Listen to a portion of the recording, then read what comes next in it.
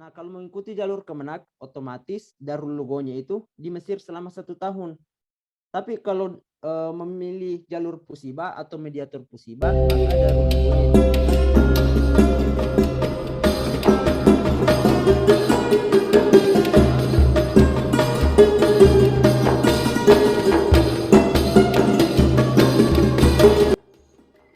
Assalamualaikum warahmatullahi wabarakatuh. Assalamualaikum warahmatullahi wabarakatuh. Ya, alhamdulillah.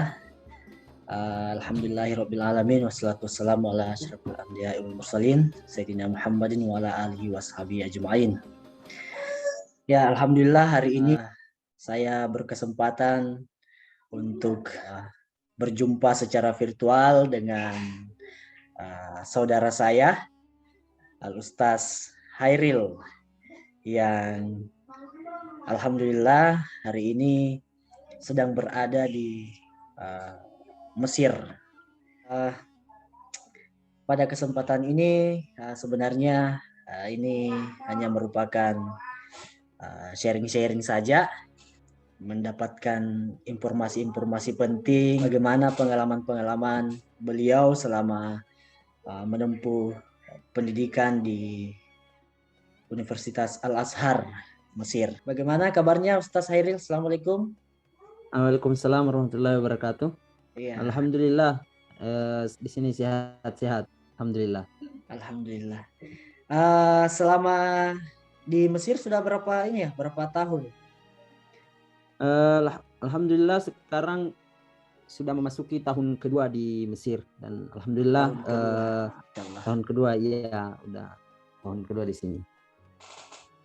Iya. Ini sepertinya videonya kurang bagus kayaknya nih Hiril. Mana? Coba. Iya. Oke. Sudah bagus. Iya. Oke. Bagus. Ya, selama kurang lebih 1 tahun di sana, hampir 2 tahun, memasuki tahun kedua. Bagaimana suasana belajar di sana? Kan kita tahu bahwa Mesir itu kan pusat ilmu ya begitu. Qiblatul ilmi ya istilahnya begitu. Coba bisa di-sharing ke kita semua bagaimana suasana belajar di sana. Jadi bismillah. Alhamdulillah sekarang saya memasuki tahun kedua di sini di Kairo, tepatnya di Universitas Al-Azhar Kairo Mesir. Dan alhamdulillah perjuangan demi perjuangan kita lalui bersama-sama di sini bersama teman-teman, melawan rasa rindu kepada keluarga, dan itu adalah ujian yang paling berat bagi kami semua di sini di mahasiswa Mesir. Bahwasanya rindu yang paling berat itu adalah ingin bertemu dengan keluarga, itu yang paling susah kita lawan. Iya. Jadi ini Ustaz Hairil ini membulatkan tekad untuk bagaimana kemudian mempunyai mimpi atau cita-cita belajar di Universitas Al-Azhar, meninggalkan keluarga. Nah, kira-kira apa motivasi awalnya sehingga ingin juga menginjakkan kaki di sana untuk belajar di sana? Jadi kan dulu pas masih belajar di pondok di Alilas Ujung Bone, kami mempunyai guru yang rata-rata alumni dari Al-Azhar Kairo Mesir, dan sempat pas di Alilas Ujung Bone kami itu bersharing-sharing dengan para guru kami, para ustaz-ustaz kami yang alumni Kairo Mesir, dan pada saat itu hati kami juga tertarik mendengar dengan penjelasan-penjelasan mengenai Kairo, bagaimana sistem-sistem pembelajaran di Kairo, bagaimana dengan guru-guru yang berada di Kairo. Nah, dari situ berawal rasa-rasa ingin pergi belajar di Al-Azhar Kairo Mesir. Dan tak lama kemudian kami juga mendapat info-info dari teman-teman yang sudah ada di Mesir, bahwasanya Mesir itu seperti ini loh. Mesir itu belajarnya seperti ini, gurunya seperti ini, pengalaman-pengalaman pun jauh lebih berbeda dibandingkan dengan di Indonesia misalnya. Iya. Oh, jadi sebelumnya ini sedikit informasi bahwa Ustaz Hairil ini sebelumnya sekolah di Pondok Pesantren Al-Ikhlas Bone ya. Nah, ya Al-Ikhlas Bone. Iya, dari situlah kenapa mulai terinspirasi untuk mengembangkan ilmu agama ya tentunya. Nah, ada tidak kiat-kiat untuk para santri juga yang mungkin punya niat atau rencana untuk belajar di sana? Kira-kira apa saja yang perlu dipersiapkan sebagai seorang pelajar agar bisa juga tembus atau lolos belajar di Universitas Al-Azhar? Dan tentunya kira-kira apa saja yang menjadi syarat dan bagaimana jalur yang perlu ditempuh sehingga bisa memudahkan untuk mendapat akses untuk belajar di sana. Mungkin bisa bisa berbagi kepada kita semua. Jadi mengenai jalur ataupun persiapan yang ingin kita tempuh ketika kita mau masuk di Universitas Al-Azhar Kairo Mesir tersendiri, itu mempunyai banyak jalur. Namun yang paling terkenal di kalangan mahasiswa atau di kalangan siswa atau santri yang ada di Indonesia itu hanya jalur Kemenak, jalur kedutaan, dan jalur PBNU. Ini yang paling terkenal di kawasan siswa ataupun para santri yang berada di Indonesia. Dan ya, itu mengenai jalur yang membawa kita pergi ke Al-Azhar atau ke Mesir ini sendiri. Namun mengenai persiapan yang akan dilalui ketika mengikuti tes di provinsi masing-masing, itu yang harus kita persiapkan terlebih dahulu adalah bagaimana tekad yang kuat begitu. Bagaimana tekad kita, keyakinan kita untuk tekad kita, bagaimana memang kita percaya bahwasanya saya memang ini pantas dan layak untuk pergi ke Mesir yang dikenal dengan kiblatul ilmi. Kiblatnya ilmu semua ada di sini. Itu yang harus pertama ditanamkan.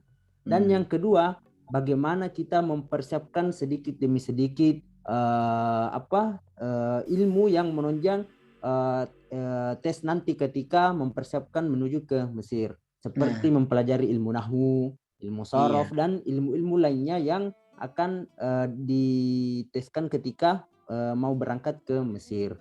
Namun intinya dari semua yang akan diberikan ujian ketika mau ke Mesir itu adalah tekad tersendiri yang terlebih utama daripada semua itu.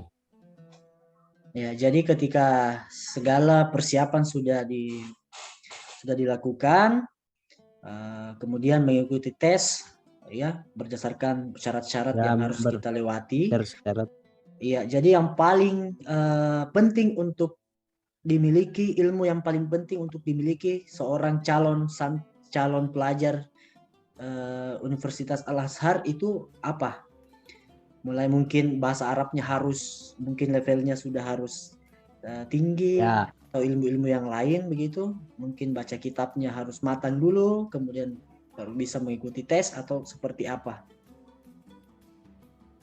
Nah, sekarang yang saya lihat daripada problema-problema di media sosial daripada teman-teman yang ada di Indonesia yang ingin melanjutkan pendidikan di Universitas Al-Azhar Kairo Mesir itu merasa dirinya kurang memiliki ilmu, merasa dirinya kurang menguasai ilmu bahasa Arab terlebih utama itu. Namun perlu kita ketahui bahwasanya untuk belajar di Universitas Al-Azhar Kairo atau untuk mengikuti tes masuk ke Universitas Al-Azhar Kairo Mesir itu tidak mesti memiliki atau mempunyai ilmu nahwu atau ilmu sorof yang cukup tinggi. Namun harus mempunyai keyakinan tersendiri dan minimal sudah mempunyai banyak gambaran-gambaran umum mengenai ilmu nahwu, gambaran-gambaran umum mengenai ilmu sorof. Karena semuanya ilmu nahwu, ilmu sorof ataupun ilmu-ilmu lainnya itu pasti dipelajari sebelum masuk kuliah. Apalagi sekarang di Indonesia sudah terkenal dengan namanya Pusiba. Nah, di situ di Pusiba ada bimbel atau bimbingan belajar sebelum mengikuti tahdid mustawa atau yang lebih dikenal dengan tes masuk kampus begitu. Jadi ada program daripada Pusiba untuk menunjang daripada siswa ataupun santri yang ingin melanjutkan kuliah di Universitas Al-Azhar Kairo. Seperti itu ya. Jadi ini sepertinya Hairil kemarin ini ke Mesir melalui jalur Pusiba ya? Ya, melalui jalur Pusiba. Nah, Jadi ini, apalagi iya. pas di Pusiba ada 7 mustawa atau 7 level sebelum berangkat ke Mesir. Nah, Oh, di jadi situ ada kita sempat pembekalan dulu ya. Ada ada pembekalan pembekalan dulu terlebih sebelum dahulu. pemberangkatan. Tapi untuk mendaftar Iya. ke Pusiba itu bagaimana? Bagaimana Untuk proses mendaftar, pendaftaran nah, untuk jalur Pusiba? mendaftar di Pusiba tersendiri sekarang sistemnya itu harus mengikuti jalur Kemenak. Nah, dulu pas masih angkatan saya itu tidak harus mengikuti jalur Kemenak. Jadi Oh, iya iya iya. kita langsung mendaftar saya di Pusiba, tapi sekarang sistemnya dipindahkan melalui jalur Kemenak. Nah, jadi kalau misalnya ada teman-teman yang ingin melanjutkan kuliah di Mesir tersendiri dan ingin mengikuti jalur Pusiba, itu syaratnya harus dulu mengikuti tes di Kemenak. Benar. Nah, setelah mengikuti tes di Kemenak dan hasil daripada tesnya itu sudah keluar, baik itu lulus atau tidak lulus, nah di situ diberikan pilihan mau ikut Pusiba atau Iya. langsung Kemenak yang memberangkatkan ke Mesir. Iya. Jadi ada jalur Kemenak, dan itu jalur Kemenak itu jalur beasiswa ya? Ya, dan Iya. kalau tidak salah untuk tahun ini itu Kemenak itu jatahnya 20 orang per, kalau tidak salah per provinsi, kalau bukan per Indonesia atau per satu Indonesia begitu. Oh Jadi iya, jadi cuma 20 orang yang diterima beasiswa setiap provinsi. Nah, untuk jalur Kemenak tersendiri itu, jadi nanti hasil tesnya, jadi ada 2 pengumuman, ada yang lulus beasiswa, ada yang lulus non beasiswa. Nah, ini yang lulus non beasiswa diberi pilihan mau berangkat ke Mesir lewat Kemenak itu sendiri atau mau berangkat lewat Pusiba. Yang membedakan daripada kedua mediator ini, kalau mengikuti jalur Kemenak itu Darul Lugo atau yang lebih dikenal dengan persiapan memasuki kampus Azhar itu belajarnya di Mesir sendiri 1 tahun. Jadi Darul jumlah Lugo ya namanya ya, Darul Lugo. Darul Lugo Ya. namanya, Darul Itu Lugo. pembekalan, Nah, itu yang pembekalan 1 untuk tahun itu. pembekalan sebelum memasuki kuliah. Nah, kalau mengikuti jalur Kemenak, otomatis Darul Lugonya itu di Mesir selama 1 tahun. Tapi kalau memilih jalur Pusiba atau mediator Pusiba, maka Darul Lugonya itu cuma di Indonesia, namun sistemnya itu sistem online. Nah, itu yang membedakan daripada jalur Kemenak dan jalur Pusiba. Namun kelebihan yang dimiliki jalur Kemenak itu Darul Lugonya langsung di Mesir, langsung di Kairo. Jadi adaptasi dengan masyarakat Mesir, adaptasi dengan sistem-sistem pembelajaran ataupun sistem-sistem yang dimiliki oleh kampus-kampus di sini itu lebih mudah dibandingkan dengan jalur Pusiba. Namun yang sisi positif yang dimiliki oleh Pusiba tersendiri itu, kita di Mesir itu cuma 4 tahun. Cuma 4 tahun, jadi sudah diambil 1 tahun di Indonesia ya. Sudah diambil 1 tahun di Indonesia. Iya, seperti itu. Jadi sebenarnya masing-masing jalur ini punya kelebihan masing-masing ya. Iya. Punya kelebihan masing-masing, jadi kekurangan begitu. Jalur Kemenak mungkin keunggulannya itu cepat beradaptasi di sana karena 1 tahun dulu, kemudian lanjut 4 tahun begitu ya. Kalau Pusiba 1 tahunnya diambil di Indonesia, namun 4 tahun sisanya diambil di Mesir. Jadi ada keunggulan waktu mungkin dari segi materi, kemudian waktu itu masing-masing punya keunggulan. Tapi masing-masing punya keunggulan. Pada dasarnya di sana itu kan tidak ada biaya kuliah begitu ya. Kalau di Indonesia kan ada SPP, ada pembayaran itu. Jadi, bagaimana sistem di sana? Jadi di sini alhamdulillah terhadap nikmat-nikmat yang Universitas Al-Azhar miliki dibandingkan dengan kampus yang ada di Indonesia, bahwasanya di Al-Azhar tersendiri itu tidak membebankan kepada mahasiswa untuk membayar biaya kuliah yang lebih dikenal di Indonesia seperti SPP. Itu tidak dibebankan kepada dibebankan kepada mahasiswa, namun yang lebih ditanamkan kepada mahasiswa Al-Azhar itu bagaimana menanamkan keikhlasan pergi kuliah. Itu saja. Gitu bagaimana keikhlasan pergi, bahkan di kuliah itu di Universitas Al-Azhar yang saya dengar setelah saya bercakap-cakap ataupun berbincang sedikit dengan dosen yang ada di kampus, bahwasanya yang membuat Al-Azhar bertahan sampai sekarang, yang kita kenal bahwasanya Al-Azhar itu adalah kampus tertua, yang ada di dunia, salah satu universitas tertua yang ada di dunia, yang membuat Al-Azhar bertahan sampai sekarang itu bagaimana keikhlasan para mahasiswa dan keikhlasan para dosen yang mengajar. Karena mahasiswa di Universitas Al-Azhar itu tidak diabsen, tidak diberi tugas, dia cuma datang duduk mendengar, pulang, dia cuma datang ujian, pulang. Jadi tidak diberikan tugas.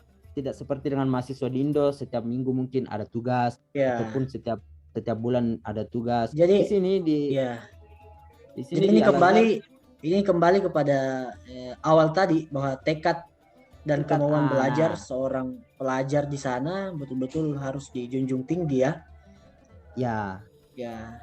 Karena kalau sampai di sana kemudian tidak mempunyai tekad yang kuat untuk belajar, sepertinya ini masing-masing dikembalikan kepada mahasiswanya.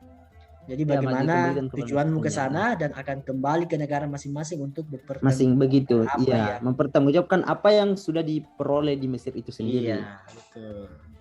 Iya. Itu tadi sedikit banyak tentang bagaimana cerita atau kesan seorang Ustaz Hairil selama di sana, dan saya yakin bahwa Ustaz Hairil ini punya motivasi, tekad, dan semangat yang kuat untuk belajar di sana, sehingga kami khususnya keluarga berharap bahwa semoga selamat di sana dan bisa kembali ke Indonesia, dan tentunya membawa ilmu untuk kita semua, bawa cahaya yang terang lah yang dibawa dari Mesir, sehingga kita bisa mendapatkan atau mendapat ilmu-ilmu yang telah didapatkan di sana. Ya, insya Allah pada kesempatan ini mungkin saya juga akan beri kesempatan kepada Ustaz Hairil untuk sedikit memberi kultum kepada kita semua, agar nantinya ini kultum singkat ini bisa kita perdengarkan kepada saudara-saudara yang lain, keluarga-keluarga yang lain, agar kita mendapatkan sedikit pencerahan lah dari Ustaz Hairil. Ya, mungkin bisa ya, saya minta lagi waktunya sekitar 5-10 menit untuk membagikan apa saja yang ingin disampaikan kepada kita semua. Ya, waktu dan kesempatan saya berikan kepada Ustaz Hairil. Silakan. Ya. Bismillahirrahmanirrahim. Alhamdulillahirabbil alamin. Wassalatu wassalam ala asyrafil anbiya'i wal mursalin sayyidina Muhammadin wa ala alihi wa sahbihi ajma'in. Allahumma shalli wa sallim wa barik ala sayyidina Muhammad wa ala alihi wa sahbihi ajma'in. Amma ba'd. Jadi puji syukur marilah kita panjatkan atas kehadirat Allah Subhanahu wa taala, karena Allah Subhanahu wa taala masih melimpahkan kepada kita nikmatnya, masih melimpahkan kepada kita kesehatan, masih melimpahkan kepada kita rahmat, taufik, sehingga kita semua masih bisa bertemu dengan bulan yang penuh berkah ini, di mana bulan yang penuh rahmat, di mana bulan yang penuh dengan kemuliaan, bulan suci Ramadan yang insya Allah kita semua bisa mendapatkan kenikmatan yang ada di dalam bulan ini. Dan salawat beserta salam tak lupa kita hanturkan kepada junjungan kita Nabi besar Muhammad sallallahu alaihi wasallam. Allahumma shalli ala sayyidina Muhammad. Ialah Nabi yang Allah utus kepada kita, kepada semua umat sebagai rahmatan lil alamin. Ialah Nabi yang diutus oleh Allah Subhanahu wa taala sebagai suri teladan bagi kita, sebagai uswatun hasanah. Laqad kana lakum fi rasulillahi uswatun hasanatun. Jadi Allah Subhanahu wa taala telah mengutus Rasulullah sallallahu alaihi wasallam sebagai uswatun hasanah, sebagai budi pekerti yang baik, sebagai contoh teladan yang baik bagi kita semua umatnya. Nah, alhamdulillah sekarang kita berada di bulan yang penuh berkah. Sekarang kita berada di bulan yang penuh dengan kemuliaan, yaitu bulan suci Ramadan, di mana Rasulullah Shallallahu Alaihi Wasallam bersabda, "Man qama Ramadana imanan wa ihtisaban, ghufira lahu ma taqaddama min dzambihi Rasulullah Shallallahu Alaihi Wasallam bersabda, "Man qoma Ramadan." Barang siapa yang mendirikan bulan suci Ramadan, barang siapa yang banyak beribadah di bulan suci Ramadan, barang siapa yang sering menunaikan ibadah di bulan suci Ramadan, imanan wahtisaban. Apa itu yang dimaksud dengan imanan wahtisaban? Barang siapa yang mendirikan bulan suci Ramadan dengan memperbanyak melakukan ibadah dengan hati yang ikhlas, dengan keimanan karena Allah Subhanahu wa taala, ghufira lahu ma taqaddama min dzambi. Maka Allah Subhanahu wa taala akan menghapus semua dosa-dosanya yang telah lampau. Coba kita bayangkan bagaimana Allah Subhanahu wa taala menghapus semua dosa-dosa kita, baik itu dosa kecil, dosa yang besar, bahkan pun Allah Subhanahu wa taala menghapuskan semua dosa-dosa kita yang telah berlalu, di mana kita diberikan bulan yang penuh berkah, kita berlomba-lomba melakukan amal kebaikan, kita ikuti apa yang diperintahkan oleh Rasul, ghufirallahu ma taqaddama min dzambih. Maka Allah Subhanahu wa taala akan mengampuni dosa-dosa kita yang telah lampau. Dan para kaum muslimin sekalian, sekarang kita berada di 10 malam terakhir bulan suci Ramadan, di mana di 10 malam terakhir di bulan suci Ramadan itu Allah Subhanahu wa taala menyembunyikan sebuah malam yang di mana malam itu lebih baik daripada 1000 bulan, yang lebih kita kenal dengan istilah malam Lailatul Qadar. Seperti yang sebagaimana yang Allah firmankan di dalam Al-Qur'an, A'udzu billahi minasyaitonir rajim. Bismillahirrahmanirrahim. Inna anzalnahu fi lailatul qadr. Wa ma adraka ma lailatul qadr. Dan Allah Subhanahu wa taala menurunkan malam Lailatul Qadar. Wa ma adraka ma lailatul qadr. Dan tidak ada satupun yang mengetahui kapan malam Lailatul Qadar itu terjadi. Dan ini sering terjadi perbedaan di antara ulama kapan malam Lailatul Qadar itu terjadi. Ada yang mengatakan bahwasanya malam Lailatul Qadar itu di malam 17, ada yang mengatakan malam Lailatul Qadar itu di malam-malam ganjil, bahkan ada yang mengatakan malam Lailatul Qadar itu semua malam ganjil di 10 malam terakhir di bulan suci Ramadan itu sendiri. Dan alhamdulillah sekarang kita berada di 10 malam terakhir bulan suci Ramadan, dan oleh karena itu di waktu 10 malam terakhir bulan suci Ramadan itu sendiri, marilah kita bersama-sama untuk berlomba-lomba melakukan amal kebajikan, berlomba-lomba melakukan amal-amal kebaikan agar kita bisa mendapatkan malam Lailatul Qadar itu sendiri. Sebagaimana yang disabdakan oleh Rasulullah Shallallahu Alaihi Wasallam, man qoma Lailatul Qadar imanan wahtisaban ghufira lahu ma taqaddama min dzambi. Dan barang siapa yang mendapatkan malam Lailatul Qadar, dan ketika dia mendapatkan malam Lailatul Qadar, dia memperbanyak melakukan amal-amal kebaikan, memperbanyak melakukan amal-amal ibadah, ghufira lahu ma taqaddama min dzambi. Maka Allah Subhanahu wa taala pun akan mengampuni dosa-dosa yang telah berlalu. Jadi betapa banyak kaum muslimin sekalian yang kita dapatkan, kita peroleh daripada bulan suci Ramadan, terkhusus lagi di malam Lailatul Qadar. Kenapakah malam Lailatul Qadar itu disembunyikan oleh Allah Subhanahu wa taala? Karena khairun min alfi syahr. Karena malam Lailatul Qadar itu lebih baik dibandingkan dengan 1000 bulan. Coba kita bayangkan sejenak bagaimana malam itu sendiri. Kenapa bisa dikatakan malam yang lebih baik daripada 1000 bulan? Karena pada malam itu semua malaikat Jibril dan malaikat rahmat turun ke bumi, turun ke dunia, melihat semua umat-umat Rasulullah Shallallahu Alaihi Wasallam, melihat semua hamba-hamba Allah Subhanahu Wa Taala melakukan amal-amal ibadah. Dan malam itu merupakan malam yang sangat mulia, malam yang sangat mulia di sisi Allah Subhanahu Wa Taala. Oleh karena itu kita dianjurkan oleh Rasulullah Shallallahu Alaihi Wasallam untuk memperbanyak membaca Allahumma innaka afuwun karim tuhibbul afwa fa'fu anna ya karim.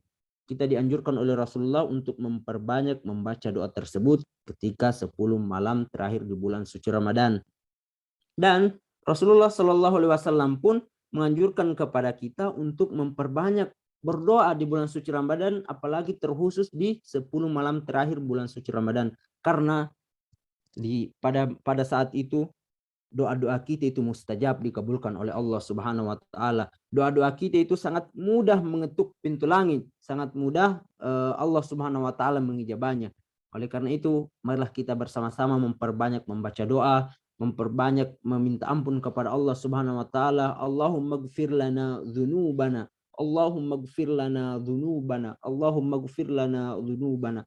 Marilah kita bersama-sama memperbanyak membaca doa, memperbanyak bersalawat kepada Rasulullah, memperbanyak beristighfar. Intinya marilah kita bersama-sama memperbanyak melakukan amal-amal kebaikan, berlomba-lomba melakukan amal kebaikan. Semoga kita semua bisa mendapatkan keberkahan di bulan suci Ramadan, dan semoga kita semua bisa mendapatkan keberkahan malam yang dimana malam itu lebih baik daripada malam 1000 bulan. Malam 1000 bulan yaitu malam Lailatul Qadar. Allahumma innaka afuwun karim tuhibbul afwa fa'fu anna ya karim ya arhamar rahimin. Mungkin cukup sekian kultum yang sempat kami bawakan. Semoga bisa bermanfaat bagi kita semua. Iya, Masya Allah. Ya, jadi Ramadan ini, bulan suci Ramadan ini kita sudah berada di malam 10 terakhir ya. Ya, 10 malam terakhir. Tentunya keutamaan-keutamaannya, kemuliaannya, kita semua sudah tahu bahwa kita memang harus berlomba-lomba mencari kemuliaan di 10 malam terakhir ini. Ya, terima kasih banyak atas siraman kalbunya secara singkat. Insya Allah nanti kita akan lanjutkan lagi dengan pertemuan-pertemuan virtual berikutnya. Semoga selanjutnya kita bisa lebih banyak lagi untuk bergabung di Zoom ini, entah dari keluarga-keluarga yang lain atau saudara-saudara yang lain, agar pembicaraan ini bisa lebih luas, ya, seperti itu. Terakhir sebelum kita akhiri, di sana sekarang bagaimana kondisi bulan suci Ramadan? Bagaimana antusiasme umat-umat Muslim di sana dalam bulan suci Ramadan ini?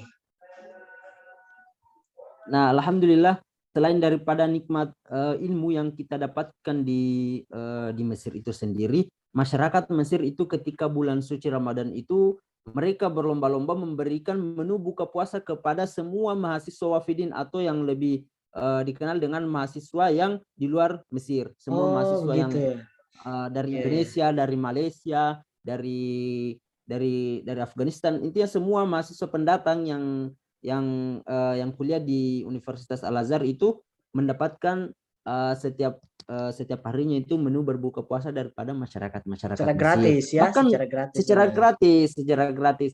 Bahkan kalau orang Mesir sendiri itu tidak diberikan, dia berikan khusus kepada mahasiswa yang di luar daripada Mesir. Pendatang, iya. Nah semua pendatang. Masya Allah. Semua setiap harinya itu. Jadi kalau mau menjelang buka puasa kita hanya jalan-jalan, antri, yang penting mau antri pasti dapat. Bahkan ada daripada masyarakat Mesir yang membagikan bantuan juga berupa uang. Oh begitu, macam-macam ya caranya untuk bersedekah. Kadang 100, kadang 200. Iya, bermacam-macam. Bahkan ada yang menyimpan uangnya itu di dalam kotak makanan, di dalam pembungkus makanan. Oh, jadi ini sekalian dapat makanan, kita dapat hadiah juga. Dapat makanan, dapat hadiah juga, ya berupa uang. Kadang juga sedekahnya itu berupa kitab ataupun buku-buku. Wah, luar biasa ya. Semoga sehat-sehat terus di sana. Semoga sehat-sehat terus di sana dan tetap semangat ya. Istilahnya di Indonesia jangan kendor ya. Jangan kendor semangatnya untuk belajar dan terus belajar di sana. Jangan lupa untuk selalu berdiskusi dengan saudara-saudaranya di sana. Dan ya seperti itu. Ilmu itu luas ya. Jadi tetap Ilmu itu gali luas sekali. ilmu demi ilmu sehingga memperkaya referensi ke depannya. Iya. Insya Allah, insya Allah. Iya. Mungkin cukup sekian dulu ya untuk pertemuan kita hari ini, Ya, Saudara Hairil, Ustaz Hairil. Semoga apa yang menjadi pembicaraan kita ini menjadi awal ya, awal untuk bagaimana kita selalu melakukan hal-hal positif, tentunya melalui virtual ini, berbagi informasi kepada kita semua di Indonesia tentang ilmu-ilmu agama atau pengalaman-pengalaman yang menarik di sana yang bisa kita insya Allah. dapatkan di sini. Iya, terima kasih banyak atas waktu dan kesempatannya. Terima kasih kepada Saudara Hairullah Yusuf yang ada di Indonesia. Salam kepada semua keluarga. Semoga semua sehat-sehat dan insya Allah kita bertemu di lain waktu dengan keadaan yang sehat walafiat insya Allah. Amin, insya Allah, insya Allah. Iya. Insya Allah. Terima kasih banyak atas waktu dan kesempatannya.